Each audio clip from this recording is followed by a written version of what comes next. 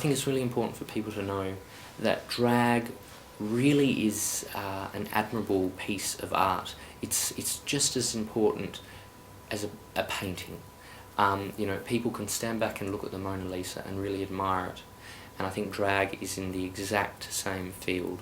It is something that needs to be looked at, admired, and really thought about. Hi, I'm Cahill. I'm a professional drag queen. My stage name is Mation. Alright, so I'm going to start my face. First I just wanted to tell you that every drag queen does their face differently. Like, we all know what our faces are and how they work and what looks good on us. I have always been a performer. I've always loved to put on a show, no matter where I am, what I'm doing. I went to uni for a little while and did some, you know, performing and stuff like that, but it wasn't the right outlet for me. And then I discovered drag, and I found that it was just the perfect way for me to express what I needed to express, and a super fun way to do it.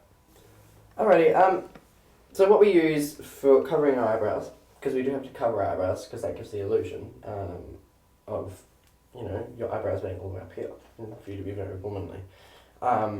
We use a couple of different products you can use. People use glue sticks, and then powder the glue stick. I use spirit gum, what we call spirit gum, which is like a glue, pretty much. I use that to start them. It's really tacky glue. And then I use like a wax over the top of that. I never even thought I would ever be a drag queen. To be honest, a lot of drag queens are very intimidating to other people. We're not bitches, but because we hold ourselves proudly, and we're so out there and so different and so crazy. When you see something so different and crazy and out there, it's a bit of a, I don't know, it kind of shocks you. Just for your information, I was not picking cubes out from my teeth. I was adjusting my tongue ring. Tiffany was all like, how dare she be picking out cubes? They're not being mine. I'm kidding, he's freshly shaven. So ladies and gentlemen, it is Drag Factory Wednesday night. I've been doing drag now for about 2.5 years. It's quite a short time, and in that short time I'm very happy with, you know, how far I've come. But yeah, in that 2 short years, there's been lots of learning, lots of developing, so yeah, it's been fantastic. One thing I find that I love about drag is when people actually come up to you and applaud you for your work, and you feel great. I suppose, you know, we are here to entertain, and we're here to, you know, put a smile on people's faces. And the bigger and the more vibrant that someone looks, and the more exciting that someone is, you know, it gets people into it, because we are entertainers. At the heart of it, we are entertainers, and we're here for that purpose of making someone feel something. I have quite a few favourite outfits, all with a few stories to them. I could show you my whole wardrobe, but that would take up my whole entire life. So I start off with Liza. She's a gorgeous frock, and she actually is completely red sequin. Now, when I first got this dress, one of my friends actually said to me, "Would you like a dress with those sleeves?" And it's true, because they're just the most beautiful wing dress I've ever seen, and I wear this dress in a number of mine that I do as an impersonation for Liza, called It Was a Good Time, which is a bit of a signature number of mine, and it was in Liza's concert, Liza with a Z.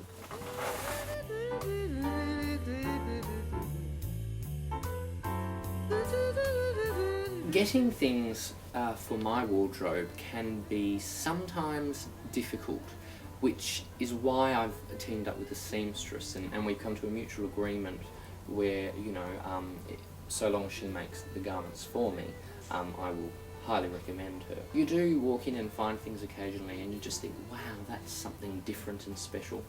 Other than that, occasionally you can throw a few things together from Supre or Target, and you'd be surprised what you can put together once you accessorise. Well, Marsha has one outfit. I do. Every week. But she pulls it off you know, well, she's had practice putting it on and off every week. He has a specific style, like he... Can you come here for a second? No, I don't Come want here for a to. second. No, I don't want to. Come here. No. Okay, so this is my chest. Marsha's chest. Alright, I'll show them my chest. Like this. There you go. Can you see? And that's why Marsha wears clothes up to here. Because she doesn't show off any of this. Whereas I can wear low cut and I don't have a hairy back like Marsha. Drag is a costume as such. I'm happy being a boy. I like myself as a male. I am Kyle and I'm a male. Anna is my stage name. It's not a part of, I mean it is a part of who I am simply because it's like my creative expression.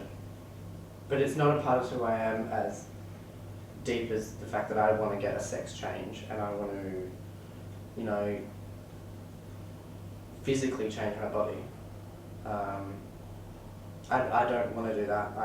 A drag queen wants to be a man and have their life as a male, but then be a performer and put on this wig and costume in a dressing room with, you know, lights, and it's a fun, fabulous environment, but it's a job and it's, you know, a creative outlet, but it's not so deep as to be a part of who they are. Whereas a transgender person, you know, they feel like either they're a male trapped in a female's body or a female trapped in a male's body. You know you've done your job well when people are like, wow, you look like a real girl type of thing. Like obviously you want to look like a heightened girl, like with huge eyebrows, big lips, you know, all the rest of it. Big fake titties. But it's really satisfying when people say, wow, you actually look beautiful. So then I use my foundations, but then one of the most important things about your drag makeup is you need highlights and lowlights to give that illusion of being, you know, a womanly face. So I like painting. I like to consider my face like a canvas. So there's a lot of blending, a lot of intricate detail. You've got to structure your face, you've got to contour, you've got to create a more feminine look. And you know, you've got to sort of shape your lips, because I have very thin lips and you've got to try and plump them a little, so it's all illusion, you see. In Perth, there's not a huge drag community. I mean, it's not, I suppose, as big as, say, Sydney or something, but it's big enough for us all to be friends. So we're all kind of a family. We have like what we call drag families, where Ruby Jewelz is my drag mother, because she's taught me a lot. She's helped me out with costumes. We do shows together. So we consider each other like a mother and daughter type figure. Ruby Jewelz, one of the biggest drag queens in Perth at the moment. She's also one of my really good friends. I was dancing at Connections one night randomly, a bit drunk, as a boy. And she was standing there as a boy as well, and we were dancing together, and she goes, "Girl, if you can do this in heels, you'll be a very good drag queen." And I was like, okay, well, I'm going to prove it to you. And so I did, and I got up there and I did Kelly Rowland's Commander, and just literally crumped the whole time, because I thought it was a black woman, honey.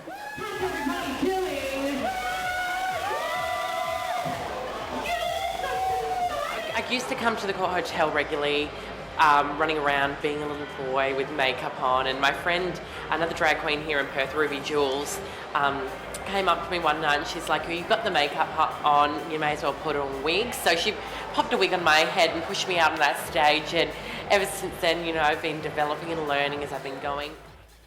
One thing you would always tell yourself is that your eyebrows are sisters, not twins, because it's the hardest thing to get them both symmetrical and perfect on each side.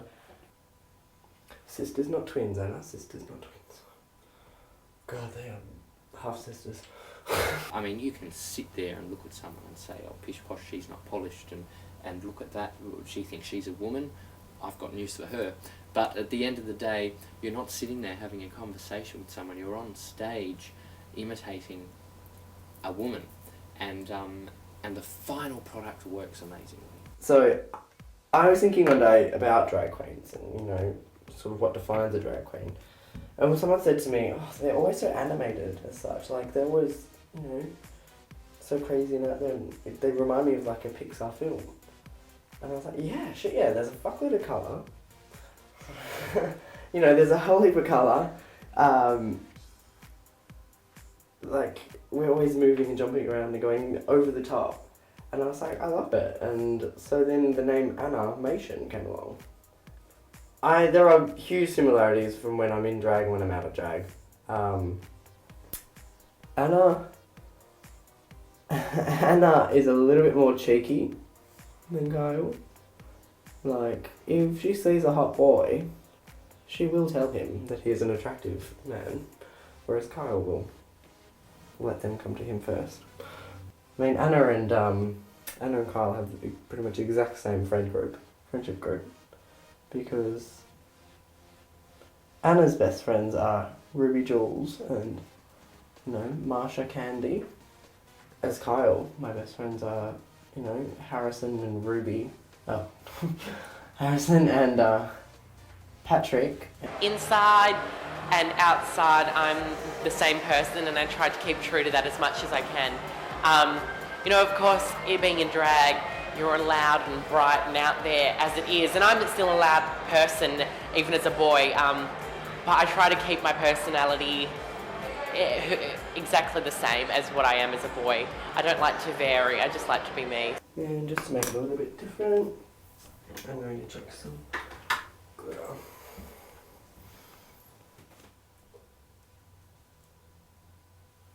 So that's a very, very, very quick, easy face to do. Drag Queens Are Us is a company I developed shortly after uni that started off as primarily a drag hire company for corporate and private events. Later on, it really adapted into, you know, more of a production company that, you know, is now seeing through not only constant corporate and private events, but also stage shows, film work. You know, I did a television show a few years ago called Party Proud with Panache, in which we interviewed community figures and talked about topics within the gay community. So it's gone quite far, and I expect to take it a lot further.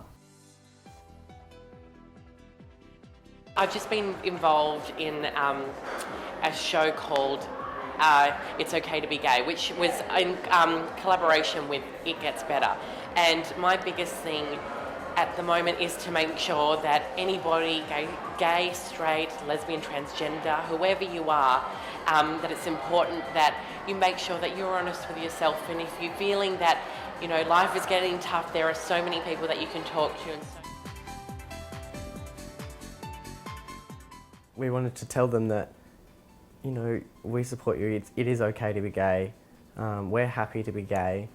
That's why we had different characters. We had the stereotypes of the gay people in the show. You know, I was the gay little twink, what we call a twink, the young gay boy, very flamboyant and The main reason that we put it on is because Connections is like, it attracts a lot of straight Irish men and a lot of straight women. We love the straight girls who come there because they're so open to it. They go there to get away from the sleazy guys that hit on them at, you know, other clubs. But then the Irishmen are, I don't know, they've clicked on or something, but they've come to find all the straight women. And and every time, you know, I'm behind the bar or something, or dancing around being all homosexual and, you know, getting weird looks from guys. So we put on this show, it was like, we really want to pump up the game. We want so many homos to come out and just have a really, really good night, enjoy themselves and just be happy to be themselves. So that's why I think they've put on the show, is just to really pump up the gay in the venue and to really pump up the gay in the community.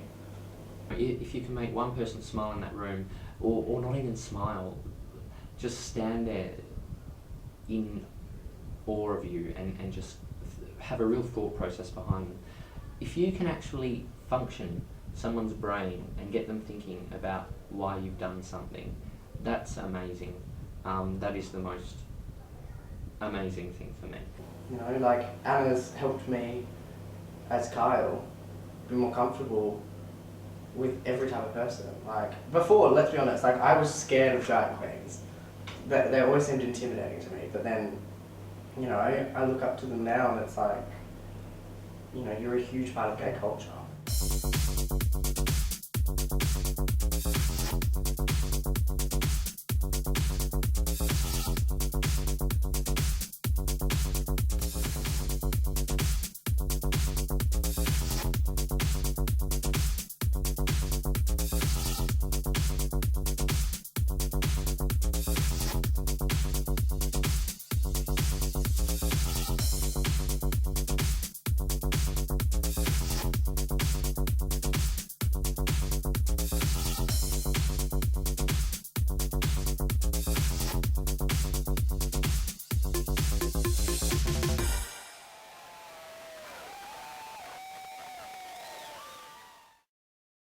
Oh yeah, oh no.